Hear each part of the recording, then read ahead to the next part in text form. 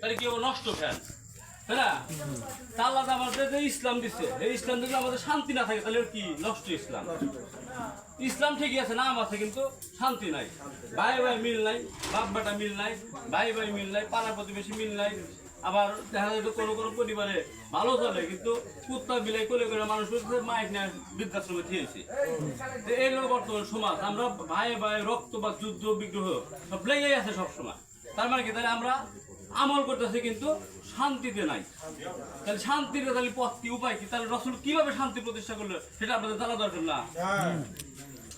তাহলে আমাদের মূল উদ্দেশ্য কি? ইসলাম, অর্থাৎ শান্তি। তাহলে দেখেন শান্তিটা কিভাবে প্রতিষ্ঠিত হয়েছে সেটা অবশ্যই আপনাদের জানা দরকার। আমরা এত নামাজ, রোজা, হজ, যাকাত, তাসবিহ, তাহলিল, কোরআন তেলাওয়াত, মসজিদে শুক্রবার লোক আসে না, তারপরে দেখা যায় হাজি গাজী, আল্লামা, মুফতি, শায়েখ, কোনো কিছুর অভাব নাই, কিন্তু রেজাল্ট নাই। শান্তির যে একটা জিনিসের রেজাল্ট আমাদের নাই। তাহলে আমল করে আমাদের কোনো লাভ হইতেছে? আমলের একটা উদ্দেশ্য আছে, এই উদ্দেশ্য কি? শান্তি। শান্তি হইতেছে না, আমল ঠিকই করতেছে, শান্তি হইতেছে না। তার মানে কি, আমরা এক নাম্বার যেটা কালেমা লা ইলাহা ইল্লাল্লাহ মুহাম্মাদুর রাসূলুল্লাহ, আল্লাহর হুকুম ছাড়া তার হুকুম মানি না, এটা আমরা বাদ দিছি। আল্লাহর হুকুম মানতেছি না, খালি আমল করতেছি। এখন আল্লাহর হুকুমটা কিভাবে মানা লাগবে? দেখেন সূরা তাগাবুন 2 নম্বর আয়াতে আল্লাহ বলছে, তিনি সেই মহান সত্তা যিনি তোমাদের সৃষ্টি করতে। তোমাদের মধ্যে দল হবে দুইটা, কেউ মুমিন কেউ কাফের। তাহলে দল কয়টা হবে আমাদের মধ্যে? মুমিন না কাফের? মুমিনের জন্য জান্নাত, কাফেরের জন্য জাহান্নাম। এই তার বাইরে আর কিছু আছে? তাহলে আল্লাহ যখন বললেন আমাদের ভবিষ্যৎ কি, নয় আখিরাত, নয় আখিরাত পরে কি, জান্নাত না জাহান্নাম, এটা আমাদের ভবিষ্যৎ। তাহলে সেখানে যাওয়ার জন্য আমাদের কি লাগবে? মুমিন হওয়া লাগবে, মুমিনের জন্য জান্নাত। তাহলে আল্লাহ মুমিন হতে বললো, তাহলে কি কাজ করলে মুমিন হওয়া লাগবে সেটা আল্লাহ বলে দেয় নাই? অবশ্যই কিন্তু বলে দিচ্ছে। তাহলে এখন মুমিন হওয়ার সংজ্ঞা কি দেখেন, শোনেন। কোরআনের 49 নম্বর সূরা হুজরাত 15 নম্বর আয়াতে আল্লাহ বলছে যে তোমরা আল্লাহ রাসূলের উপরে 100% বিশ্বাস করো এবং এই ব্যাপারে কোনো সন্দেহ করো না। তারপরে ঐক্যবদ্ধ হয়ে কোনো ছোট বড় ধনী করে ভেদাভেদ না করে জীবন সম্পদ কোরবানি করে আল্লাহর দেওয়া দিন, মানুষের তৈরি দিনের উপরে প্রতিষ্ঠা করার জন্য যে জিহাদ করবে তারাই হলো মুমিন। কথাটা ক্লিয়ার করে বুঝলেন? মুমিন কারা? আমাদের উদ্দেশ্য কি? যে আল্লাহর দেওয়া দিন অন্য সকল দিনের উপরে ঐক্যবদ্ধ হয়ে জিহাদ সংগ্রাম করে প্রতিষ্ঠিত করার জন্য যে চেষ্টা প্রতিষ্ঠা করে তারা হলো মুমিন। প্রতিষ্ঠিত হলে কি হবে? রেজাল্ট আসবে কি? শান্তি। তাহলে আল্লাহ রাসূলকে কেন দুনিয়াতে পাঠাইলেন? আচ্ছা, তার আগে একটা কথা বলি যে সবকিছু সৃষ্টির একটা উদ্দেশ্য, কথা বলো না কেউ, সবকিছু সৃষ্টির একটা উদ্দেশ্য আছে। কিন্তু আল্লাহ মানুষ কেন সৃষ্টি করলেন এটাকে উদ্দেশ্যকে আমরা কিন্তু অনেকে জানি না। কেন সৃষ্টি করলেন? আল্লাহ তো যা সৃষ্টি করছে সবকিছু একটা উদ্দেশ্য আছে না? তাহলে মানুষ সৃষ্টি করার উদ্দেশ্য কি? আল্লাহ মানুষ সৃষ্টি করার সময় বলছেন যে আমি মানুষ সৃষ্টি করছি আমার প্রতিনিধি হিসাবে। প্রতিনিধি কাকে? এটা আবার বুঝলেন? রিপ্রেজেন্টেটিভ। আল্লাহর পক্ষ থেকে দুনিয়ার আল্লাহর দেওয়া আইন কানুন বিধিবিধান সমাজে রাষ্ট্রে প্রতিষ্ঠিত করার জন্য আল্লাহ মানুষকে সৃষ্টি করছে, যাতে মানুষ সুখে শান্তিতে বসবাস করে। প্রতিনিধি কাকে? দেখেন, ধরেন এই যে আমার পার্লম ফ্যাক্টরি আছে, ওখানে 20 জন শ্রমিক আছে, কাজ করতেছে। ফ্যাক্টরি কার? আমার। মানে আইন চলে কার? আমার। হুকুম চলে কার? আমার। বিধান চলে কার? আমার। কিন্তু ওরা আমার হয়ে কাজ করতেছে, ওরা কিন্তু দাবি করতে পারবে না যে এই ফ্যাক্টরি মালিক আমরা। তার মানে কি? ওরা মালিক না, ওরা আমার প্রতিনিধি। ঠিক মানুষ আমরা আল্লাহর প্রতিনিধি। আল্লাহর প্রতিনিধি হয়ে আমরা আল্লাহর জীবন ব্যবস্থা প্রতিষ্ঠিত করা লাগবে। এটা আমাদের আল্লাহ এই জন্য দুনিয়া পাঠাইছে। তা যদি আমরা না করি তাহলে আমরা রাসূলের উম্মত দাবি করতে পারবো না এবং মুমিন দাবি করতে পারবো না। আল্লাহ রাসূলকে সৃষ্টি দুনিয়াতে পাঠানোর সময় বলছে, কোরআনে বলছে, আমি আমার আপন রাসূলকে দুনিয়াতে এই জন্যই পাঠাচ্ছি যে আমার হেদায়া ও সত্য দিন দিয়ে। দিন কি? এটা শুনলেন, দিন হলো আল্লাহ দেওয়া জীবন ব্যবস্থা, আইন কানুন বিধি, আল্লাহর মানুষ কিভাবে চলবে, কিভাবে খাবে, কিভাবে পড়বে, কোর্ট কাছারি, আইন আদালত, শিক্ষা প্রতিষ্ঠান, সমাজ কিভাবে চলবে, সম্পূর্ণ বিধিবিধান কোরআনের মধ্যে আল্লাহ দিয়ে দিচ্ছে। তাহলে কি? দিন হলো আল্লাহর দেওয়া জীবন ব্যবস্থা বা সিস্টেম। তাহলে আল্লাহ কি বললো? সূরা সফ, সূরা মাইদা, সূরা ফাত 28 নম্বর আয়াতে আল্লাহ বলছে যে আমি আমার আপন রাসূলকে পাঠাচ্ছি হেদায়া ও সত্য দিন দিয়ে। কি বলছে? হেদায়া ও সত্য দিন দিয়ে। এটা কি বলছে যে আমি আমার রসুলকে পাঠাচ্ছি নামাজ দেয়া, রোজা দেয়া, হজ দেয়া, যাকাত দেয়া, তা কিন্তু বলে নাই, ওটা পরে আসবে। কি বলছে? আমার দেওয়া হেদায়া ও সত্য দিন, যা মানুষের তৈরি দিনের উপরে প্রতিষ্ঠিত করার জন্য আমি আমার রাসূলকে পাঠাচ্ছি। প্রতিষ্ঠিত করলে কি হবে? রেজাল্ট কি আসবে? শান্তি আসবে। তাহলে এখন দেখেন, রসুলদের তার দিন, আল্লাহর দেওয়া দিন হেদায়া প্রতিষ্ঠিত করছে। রাসূলকে একলা করছে? একলা কি পারছে? আল্লাহ রসুলকে বলছে যে তুমি এই দিন একলা প্রতিষ্ঠা করতে পারবে না, তুমি একটা দল গঠন করো। কি দল লাগবে? তখন কি ছিল যে যেমন আমরা এখন দেখেন দল লাগবে একটা। যদি আমরা এই যে এখন আমরা মানুষ ভিন্ন ভিন্ন ফেরকা মাযহাবে বিভক্ত হয়ে গেছি না, এক ধরে এক মাযহাব মানতেছি, মানে আমরা ধর্ম নিয়ে নিজেরাই যুদ্ধ বিগ্রহ মারামারি রক্তপাত। আবার রাজনৈতিক দল ধরে রাজনৈতিক জেট ধরে আমরা কত ভাগ হয়ে গেছি। আমরা আদম সন্তান সবাই আত্মার ভাই ভাই। কিন্তু দেখেন, আমার ভাই আওয়ামী লীগ করে, আমি বিএনপি করি, আর একজন এনসিপি করে, আর একজন জামাত করে, আর একজন চরমনাই করে। কইরা এই দ্বন্দ্ব, রাজনীতির দ্বন্দ্ব বাড়ির মধ্যে এসে রাখছে, নিজেরা নিজেরা মারামারি করতেছি। তাহলে এই রাজনীতির এই যে আমরা যে খাদে পড়ে আমরা বিভিন্ন দলের টুকরো টুকরো হয়ে যায়, আমরা কি করতেছি? আমরা নিজেরাই মারামারি করতেছি। এই জন্য আল্লাহ কোরআনে বলছে যে তোমরা ভিন্ন ভিন্ন দলে বিভক্ত হইও না। যখন তোমরা ভিন্ন ভিন্ন দলে বিভক্ত হইবে, তখন তোমরা নিজেরাই নিজেদের উপর জুলুম চালাইবে, তোমরা শান্তির বসবাস করতে পারবে না। তাহলে কি করা লাগবে? অবশ্যই তাহলে আল্লাহ রসুল কিভাবে মানুষকে আবার এক জায়গায় ঐক্যবদ্ধ করছে, আদম আলাইহিস সালাম থেকে শুরু করে শেষ নবী হযরত মুহাম্মদ সাল্লাল্লাহু আলাইহি ওয়াসাল্লাম পর্যন্ত এই একটা ডাকে কিন্তু দিয়েছে, লা ইলাহা ইল্লাল্লাহ, আর সাথে নবীর নাম যোগ হয়েছে। যেন আপনারা বলেন, যদি আমরা এই পাইকোষার মানুষ যদি আওয়ামী লীগ, বিএনপি, জামাত, চরমনাই, এনসিপি বিভিন্ন দল বাদ দিয়ে যদি একটা দল করে সবাই লা ইলাহা ইল্লাল্লাহ মুহাম্মাদুর রাসূলুল্লাহ, তাহলে দল কয়টা হইল? একটা। তাহলে একটা দল যদি আমরা সবাই মিলেমিশে ঐক্যবদ্ধ হয়ে যদি অন্যায়ের বিরুদ্ধে ন্যায়ের পক্ষে, এবং আমরা একজনের বিপদে আর একজন যেটা বললাম, আর একজনের ক্ষুধা দূর করে দিলাম, আর একজন অভাবে আছে অভাব দূর করে দিলাম, আমরা সম্মিলিত ভাবে। একজন বেকার আছে বেকারত্ব দূর করে দিলাম, একজন টাকার অভাবে চিকিৎসা করে পারতেছে না, তার চিকিৎসার একটা ব্যবস্থা করে দিলাম, আমরা সব মিলে দিলাম। তাহলে এটা কি শান্তি সমাজ না? কিন্তু এটা কি আছে? নাই, কারণ আমরা স্বার্থ নিয়ে আছে, যার যার স্বার্থ হয়ে আছে। কারণ আমি করে ধরেন আওয়ামী লীগ, জামাত, তার সাথে আমার মিল আছে, তাহলে ওর বিপদে আমি যাবো, তাহলে কি করবো? তাহলে কি করবো? আমরা একটা দলে ঐক্যবদ্ধ হলে। তাহলে এখন দেখেন, আমরা সেই আহ্বান করতেছি যে আইসেন আমরা ভাই ভাই ঐক্যবদ্ধ হয়ে, আমরা আদম সন্তানের সবাই আত্মার ভাই ভাই ঐক্যবদ্ধ হয়ে যদি আমরা যদি একে অপরের বিপদে ভেবে পড়ি, খাদ্য, অন্ন, বস্ত্র, চিকিৎসা প্রত্যেকটা জায়গায় যদি আমরা একে অপরের সহযোগিতা থেকে ঐক্যবদ্ধ হয়ে যদি থাকি, ন্যায় বিচারের উপরে আর অন্যায়ের বিরুদ্ধে যদি থাকি, তাহলে আমরা পাইকারি সময় শান্তি বসবাস করতে পারবো না।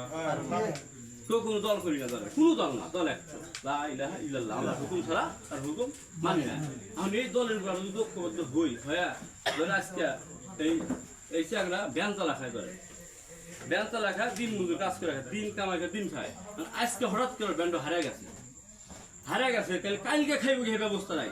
তাহলে আমরা যদি সম্মিলিত ভাবে 10 টাকা 20 টাকা ছাতা ছিল, আর যদি একটা ব্যান কিনে দিই, আর কিন্তু জীবিকা শুরু হয়ে গেল। তাহলে আমরা কি করতেছি?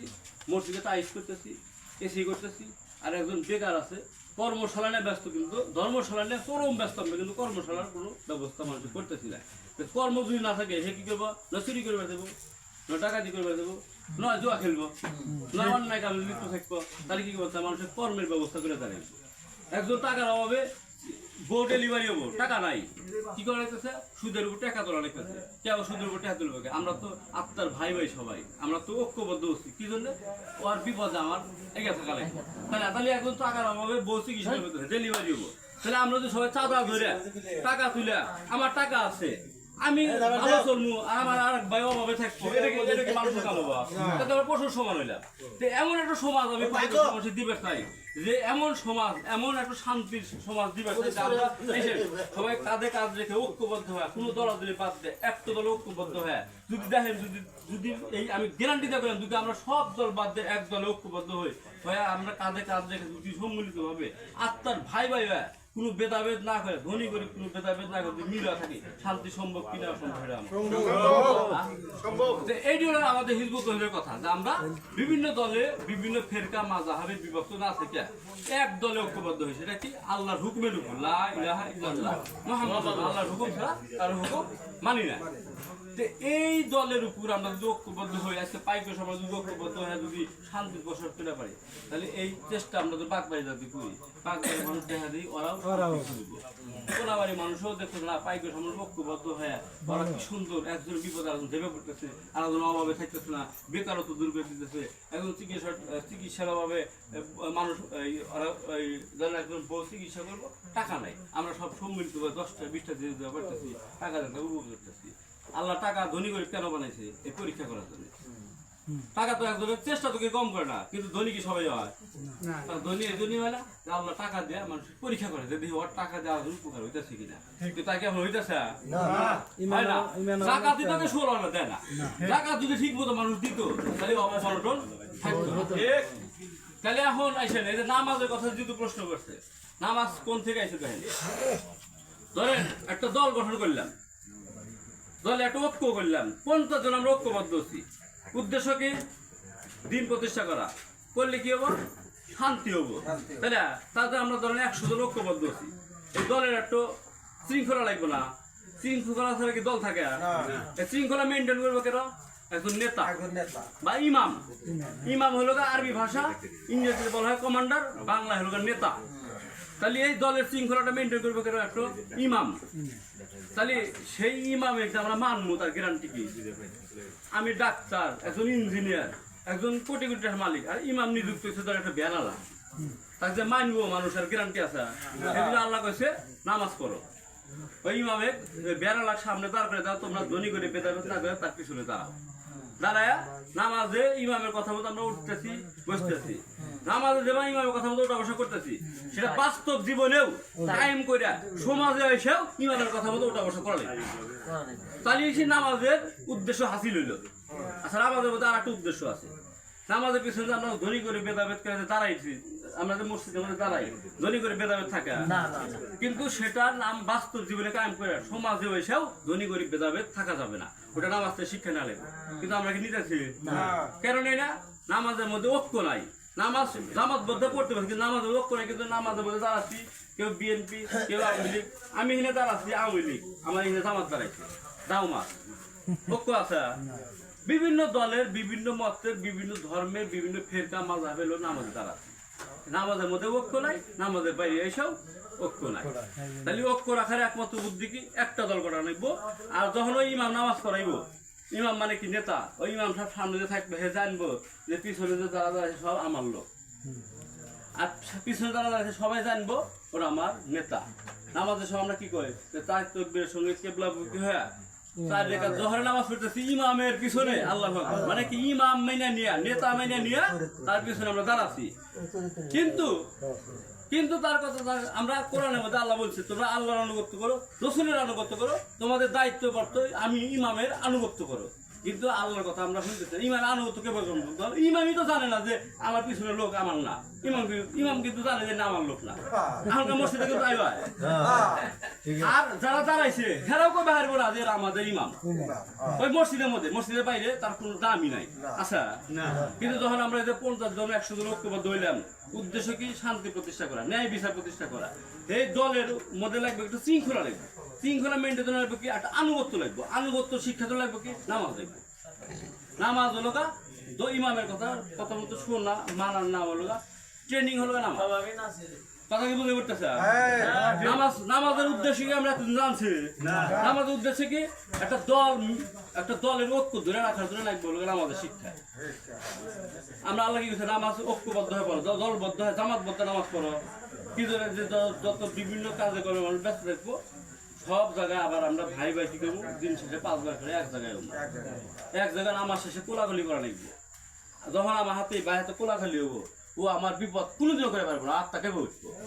আমরা কোলাকুলি করি না আমাদের মধ্যে, তাহাতে করবে শত্রু, আমরা নামাজ পড়ি না শত্রু শত্রু, আমরা তো বন্ধু বন্ধু নামাজ পড়ি না, আমরা আপন কেউ তো নামাজ পড়ি না, আমাদের মধ্যে কোনো মিল নাই, মোহাম্মত নাই।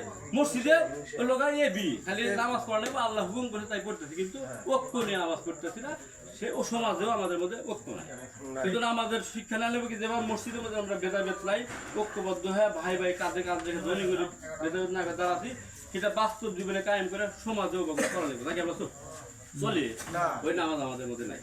তাই আসুন শেষ, তাই আসুন আমরা কাঁধে কাঁধ রেখে যদি সমাজে রাষ্ট্রীয়ভাবে যদি কোরআন ক্ষমতা না যায়, কোনোদিনও শান্তি প্রতিষ্ঠা সম্ভব না। চোরের শাস্তি আমরা মানুষ দিতে পারবো না, ডাকাতের শাস্তি, জেনাগারির শাস্তি, ব্যভিচারের শাস্তি, চাঁদাবাজির শাস্তি এলাকা আমরা দিতে পারবো না, রাষ্ট্র দিতে পারি না। কিন্তু কোরআনের আইন সেটা, এই জন্য রাষ্ট্রীয় কোরআন 90% রাষ্ট্রীয় ব্যবস্থা। আল্লাহ রসুল সাহাবীরা কোরআন দিয়ে রাষ্ট্র চালাইছে। আমার কথা শেষ। তা আমার কথা হলো যে যদি আপনারা ঐক্যবদ্ধ হইবার চান এই শান্তির জন্য, দেখেন পাইকোষা মানুষ দেখেন আমার সাথে ঐক্যবদ্ধ হন, যদি এই 200 লোক যদি ঐক্যবদ্ধ হই, দেখেন পাইকোষা অন্যায় অবিচার যদি দূর নয়, তখন আমার বিচার করবো। দেখেন টাকা যার আছে অন্যায় করেও সেও অন্যায় না করে গরিব মানুষ ন্যায় বিচার পাইতেছে না, ন্যায় বিচার পায়।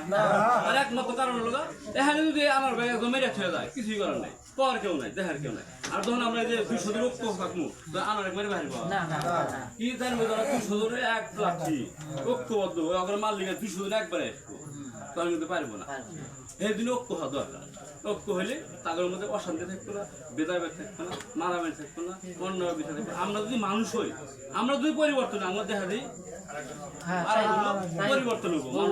এই যে নিজেদের মানুষ হয়ে পরিবর্তন হয়ে ন্যায় নিষ্ঠা হয়ে সত্যবাদী হয়ে এই সমাজ পরিচালনা করলে গেলে তখন সমাজ এমনি এমনি ভালো হয়। এইটা হলো সিস্টেম, এইটা হলো প্রকৃত ইসলাম, এইটাই হলো ইসলাম।